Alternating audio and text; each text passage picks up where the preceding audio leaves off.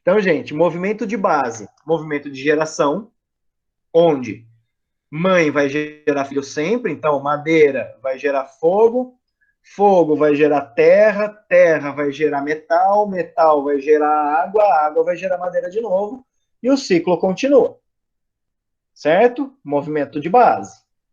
Segundo movimento de base, movimento de dominância, onde madeira domina a terra, terra domina a água domina metal, metal domina metal, perdão, fogo domina metal, metal domina madeira. Beleza?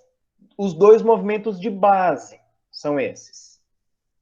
Mas, o que eu tenho além desses movimentos de base? Vamos pensar aqui. Para o movimento terra, a hora que eu falo que está acontecendo um problema com o movimento terra, seja excesso, seja deficiência, seja o que for, o que eu tenho que pensar? Primeiro, terra gera metal. Primeira coisa que eu penso. Segunda coisa que eu penso, terra domina a água. Movimento de base, certo? O que mais que acontece aí? A terra é gerada pelo fogo. E, ao mesmo tempo, a terra é dominada pela madeira. Então, qualquer elemento que for, eu vou ter sempre 4 movimentos acontecendo, os 4 outros elementos envolvidos com esse quinto. Ou com esse primeiro. Então, tá tudo sempre interligado.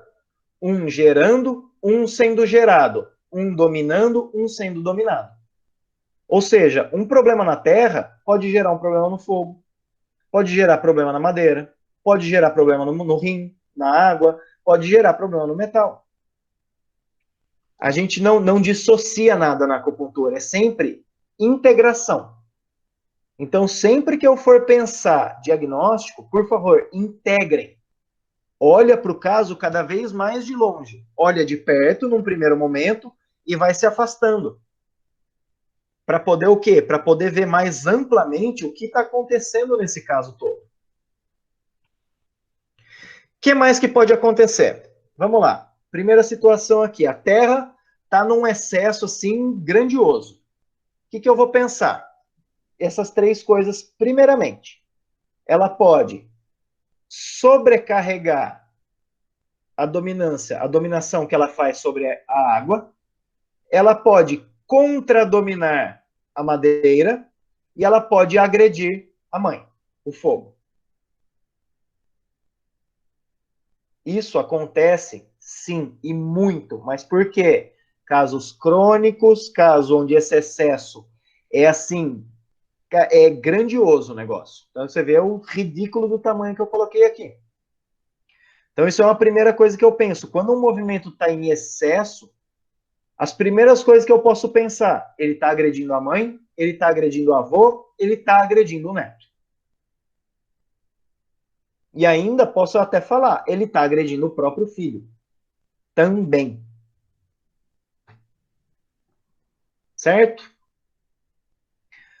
Segunda hipótese aqui. A Terra, o movimento está ali em diminuto. O que vai acontecer? Ele vai conseguir gerar o metal? Não, né? Não vai ter força para isso.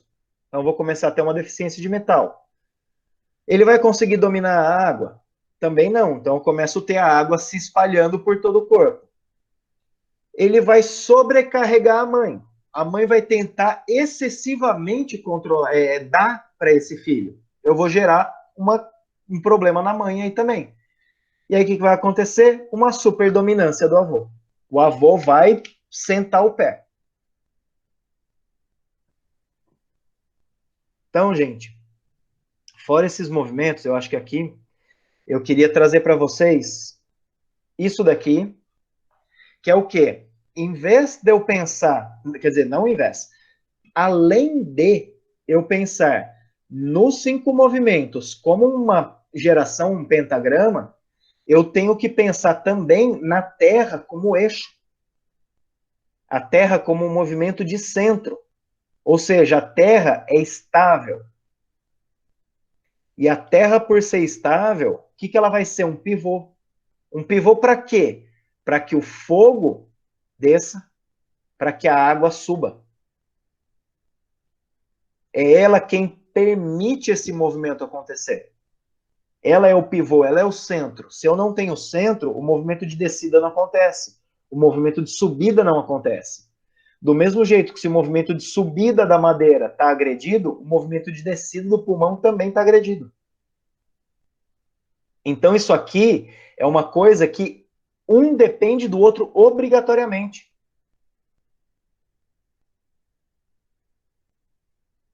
Lembrem-se sempre desse movimento de base, dos movimentos de subida e descida. Tá? Solucionei as perguntas que tiveram. Se não solucionei, por favor, abram novamente. É comum ver excesso de tecido baço? Não, não é comum. É comum ver excesso de umidade por deficiência de tecido baço.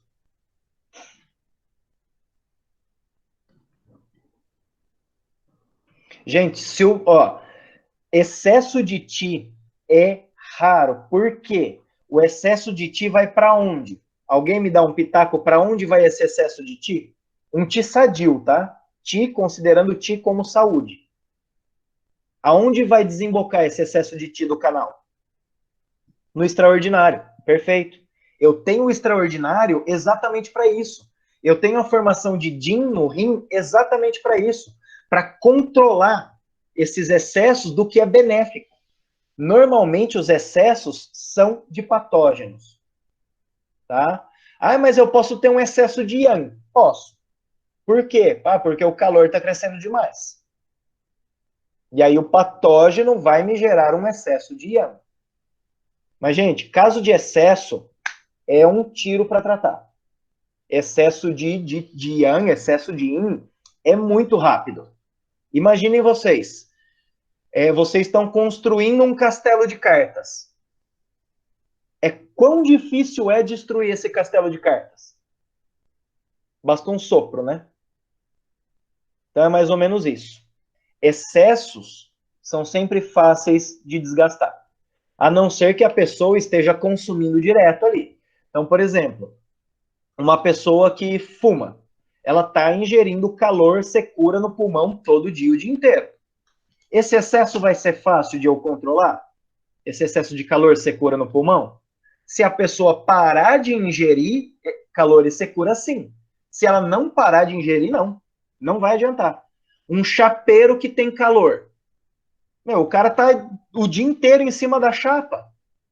Um cozinheiro, ele tá o dia inteiro na frente do calor. Vai ajudar eu limpar calor? Vai. Vai tratar? Não. Por quê? Porque ele está recebendo calor o dia inteiro. Então, nesses casos, eu preciso de uma mudança de hábitos. Ah, mas a minha vida é cozinhar. Então, aprenda a limpar calor. Venha toda semana que a gente dá uma desgastada nesse calor aí e você fica mais harmônico. Cliente pro resto da vida.